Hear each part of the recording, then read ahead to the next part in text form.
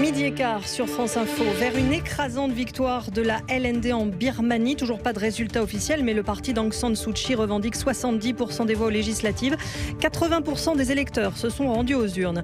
Les retrouvailles de Barack Obama et Benjamin Netanyahou, ils ne se sont pas vus depuis 13 mois. Ça va se passer en fin de journée à la Maison-Blanche.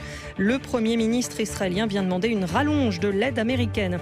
Les régionales dans moins d'un mois en France. Les dépôts de candidature sont désormais clos. Les inscriptions devaient être faites en préfecture avant midi.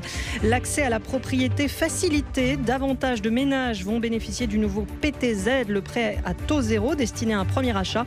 Son montant est relevé et le plafond de revenus élargi. Stop, ça suffit, thème d'une campagne contre le harcèlement sexiste dans les transports. Elle vient d'être lancée dans les métros, les gares, sur Internet. Des conseils sont donnés aux victimes et aux témoins pour les inciter à réagir.